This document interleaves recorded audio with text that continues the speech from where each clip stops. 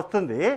ఇప్పుడు మీరు తల్లిదండ్రులకు ఈ విధంగా ఉండాలి అని మీరు జాగ్రత్తలు ఇవన్నీ కాదు, వాళ్ళలో భయాన్ని మీరు క్రియేట్ చేశారు. ఆ భయం పోగొట్టడానికి ఏం చెప్తారు?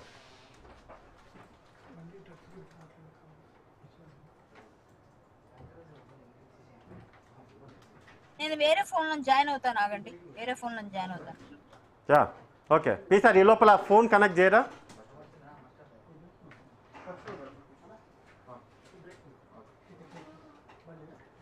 రైట్. సో కరాటి కళ్యాణి చెప్తున్నటువంటి వర్షన్ ఏదైతే ఉందో ఆ వర్షన్లో ఆమె ఇచ్చిన స్టేట్మెంట్కి ఇప్పుడు చెప్తున్నటువంటి స్టేట్మెంట్కి ఎక్కడ తేడా అయితే కొనబడుతుంది. అది అలా అని హైప్కి తీసుకెళ్ళింది. ఇప్పుడు మాట్లాడేటువంటి ఈ స్టేట్మెంట్లో కాస్త కొంచెం తగ్గినట్టుగా అయితే క్లారిటీగా ఉంది. అది కన్ఫర్మేషన్ అనేది ఆమె చేద్దాం. ఇప్పుడు మళ్ళీ జూమ్లో లైవ్లో నేను మళ్ళీ కనెక్ట్ చేస్తాను. కనెక్ట్ చేసిన తర్వాత ఒక క్లారిటీ అయితే తీసుకుంటాం. ఆమె చెప్పడం ఏంటంటే తల్లిదండ్రులు ఇకనైనా జాగ్రత్త పడతారేమో అనేటటువంటి వర్షన్ని ఆమె చెప్తుంది. ఇకనైనా జాగ్రత్త పడడానికి ఈమె ఇచ్చేటటువంటి స్టేట్మెంట్ చూసి మేము స్ట్రిక్ట్గా ఇలా ఉంటాము, ఏమంటే లెఫ్ట్ రైట్ ఇలా ఉండవు, జరుగుతూనే ఉంటాయి.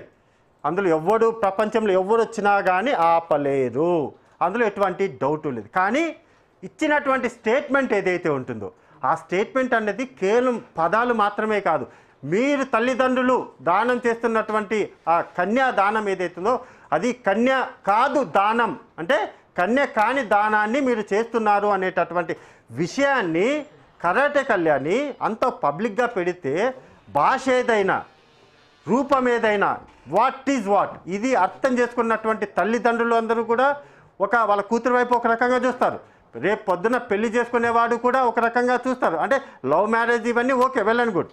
అలా కాకుండా లవ్ మ్యారేజ్ కాకుండా అరేంజ్ మ్యారేజ్ ఏదైతే ఉంటుందో అరేంజ్ మ్యారేజ్లో పెళ్లి చూపులకు వెళ్తారు కదా, ఏమంటారు మొత్తం అన్నీ కూడా తీసుకొని పెళ్లి చూపులకు వెళ్తారు కదా. సో అలా పెళ్లి చూపులకు వెళ్ళినప్పుడు పెళ్లి కొడుకు ఒకవైపు, పెళ్లి కూతురు ఒకవైపు వచ్చి అక్కడ కూర్చొని అంటే నడుచుకుంటూ ఆ అమ్మాయి టీనో లేకపోతే జ్యూసో కాఫీనో ఏదో పట్టుకొని నడుచుకుంటూ వస్తూ ఉంటే ఎదురుగా అక్కడ చైర్లో కూర్చున్నటువంటి అబ్బాయి ఈ అమ్మాయి కన్యా అవునా కాదా అని ఆ చూపులు చూసారా, ఆ చూపులు గుచ్చుకుంటాయి అమ్మాయికి. ఎలా అంటే ఇంకొక కత్తి తీసుకొని లేకపోతే ఒక గుండు సూది తీసుకొని పొడుస్తారు కదా, కచ్చా కచ్చా కచ్చా కచ్చా కచ్చా కచ్చా పొడుస్తారు కదా, అలా ఆ అమ్మాయి చూపులు అర్థమైపోతుంది. ఆ అబ్బాయి చూసేటటువంటి చూపుల్లో నువ్వు కన్యవ అవునా కాదా నాకు తెలియాలి ఇప్పుడే అనే విధంగా కూడా ఉంటాయి. దానితో పాటు అదే చూపులు అలా ఇల్లు అమ్మాయి గుచ్చుకొని మళ్ళీ అక్కడి నుంచి రివర్స్ తీసుకొని ఎలా ఉంటుందో తెలుసా వాళ్ళ తల్లిదండ్రులకి. అప్పటి వరకు ఒక రకమైనటువంటి స్మైల్ ఉండేటటువంటి వాళ్ళకి ఈ చూపుల వల్ల వాళ్ళ ఫేస్ ఫీలింగ్స్ అన్నీ కూడా మారిపోతాయి. ఇది 100% నిజం. ఇప్పుడు కరాటే కళ్యాణి నాతో కాదు కూడదు నేను చెప్పింది వేరే అర్థం ఇవన్నీ కూడా చెప్పచ్చేమో, కానీ ఆమె చెప్పినా చెప్పకపోయినా ఇది ఫ్యాక్ట్.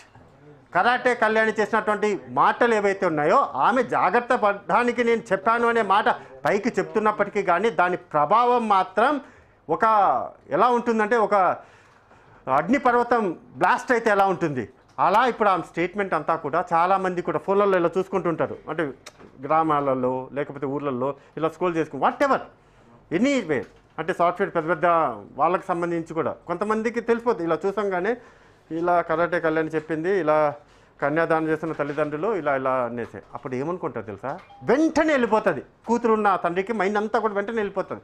ఇప్పుడు నా కూతురు పలానా ఇలా అంట కదా, ఇప్పుడు అవునా కాదా అదని అడగలేడు, తల్లి అయినా తండ్రి అయినా సరే అడగలేడు, అలాగని టెస్ట్ చేయించలేడు, అలాగని అమ్మాయి కూడా చెప్పలేదు.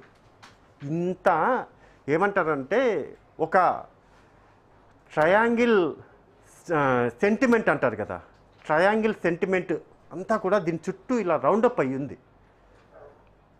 సో కళ్యాణి గారు హలో కళ్యాణి గారు నా వాయిస్ వస్తుందా మీకు? ఇప్పుడు వస్తుందండి. పీసీఆర్ ఏమైంది?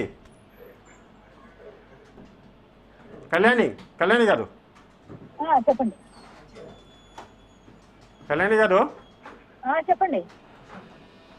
మీ వాయిస్ పీసీఆర్ కొంచెం వాయిస్ పెంచారా కళ్యాణి, ఇది నాకు తక్కువ వస్తుంది. నేను గట్టిగానే మాట్లాడుతున్నా. మీరు ఇచ్చినటువంటి స్టేట్మెంట్ ఏదైతే ఉందో ఆ స్టేట్మెంట్ తప్పు అని నేను అంటాను. ఎందుకు తప్పు అని అంటానో మీకు చెప్పనా, లేకపోతే మీరు ముందుగా ఏదైనా సమాధానం చెప్తే దాన్ని బట్టి అడగనా? మీరు చెప్పండి.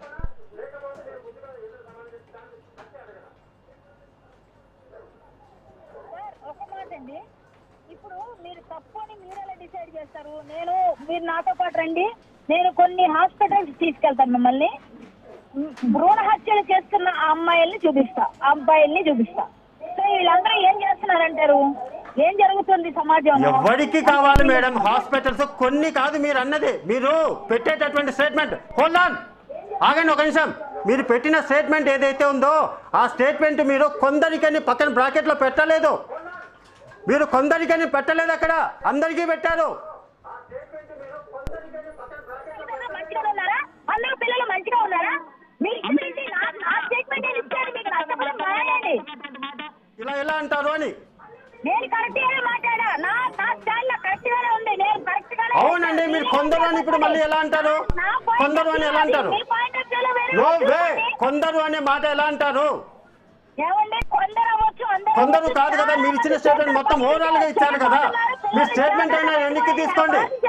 లేకపోతే మీరు ఇచ్చినటువంటి స్టేట్మెంట్ లో 100కి అందరికి అని చెప్తే ఇంకా మొత్తం ఎవరు కూడా కన్యలు లేరా? కన్యలు లేరా? ఇంకా మీరు ఒక స్టేట్మెంట్ అలా గాలికి వదిలేసేసరికి ఎంతమంది, అది పూర్ అయినా రిచ్ అయినా మిడిల్ క్లాస్ ఫ్యామిలీ అయినా సరే, వాళ్ళ కూతుర్లో కన్యా కాదని డౌట్ పెడుతున్నారు ఇప్పుడు. అదే నేను కూడా చెప్తున్నాను, మీరు అటువంటి పోస్ట్ ఎందుకు పెడుతున్నారు అని. అటువంటి పోస్ట్ పెట్టడం వల్ల చాలా మంది ఇబ్బంది పడుతున్నారు కదా. ఎలా అంటారు మేడం మీరు ఎలా అంటారు? అందరినీ ఓవరాల్ గా చేసుకొని ఓవరాల్గా అందరినీ ఒకటే గాడి కిందకి ఎలా కట్టేస్తారు? మీరు అక్కడ కొందరికి అనేటటువంటి పదం వాడి ఉంటే నేను కూడా పట్టించుకునే వాళ్ళం కాదు. మీరు మొత్తం ఓవరాల్గా కూడా తల్లిదండ్రులు అందరూ కూడా మీరు చేసేటటువంటి దానం ఏదైతే ఉందో అది కన్యాదానం కానే కాదు, అవునో కాదో ఒకసారి చెక్ చేసుకోండి అని చెప్పి అలా అవుట్ స్టేట్మెంట్ ఎలా ఇచ్చేస్తారు? మేడం మీరు కరెక్ట్ అయిన పదం వాడకండి మేడం. మీరు ఖచ్చితంగా తల్లిదండ్రులకు ఒక లేని అనుమానాన్ని క్రియేట్ చేశారు, ఆ అమ్మాయిలకు కూడా క్రియేట్ చేశారు. మీరు ఇప్పటికీ కూడా దాన్ని వాదించుకుంటూ పోతే ఇంకా అది మీకే వదిలేస్తున్నా. అలా కాదు, అన్న ఉద్దేశం ఇది అని చెప్పి మీరు దాన్ని రీకరెక్ట్ చేస్తే చాలా బాగుంటుందేమో.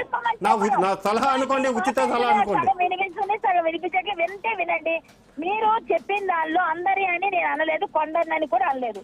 ఈ రోజుల్లో ఇలాంటి పరిస్థితులు ఉన్నాయని ఒక వార్నింగ్ లాగా ఒక డైలాగ్ పెట్టా, అది నచ్చిలో తీసుకుంటారు. మేడం మీరు పెట్టిన దానికి నమస్కారం, మీరు చాలా మంచివారు, దానికి చేతులెత్తి దండం పెడుతున్నా.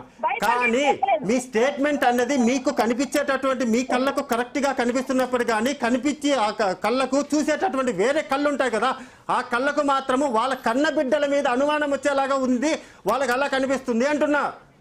అనుమానం ఎందుకు తెచ్చుకుంటారు? కన్న బిడ్డలు సరిగ్గా పెంచుకోండి, ఆ కన్నబిడ్డలు సరిగ్గా జాగ్రత్త కాపాడుకోండి. నేను చెప్పేది వార్నింగే, నేను మీ పిల్లలు అది ఇది ఇప్పుడు కరెక్ట్ గా మీరు కరెక్ట్ గా ఇప్పుడు ఈ లైన్ లోకి వచ్చారు. ఇది చెప్పండి, ఇప్పుడు చెప్తున్నారు అది చెప్పండి. వార్నింగ్ చేయడానికి పోస్ట్ పెట్టానండి. నేను ఎవరన్నా పక్కన తప్పించాలని పెట్టలేదు కదా. నా ఉద్దేశం సమాజంలో బాధ్యతగా ప్రవర్తిస్తామని చెప్పాను అంతే.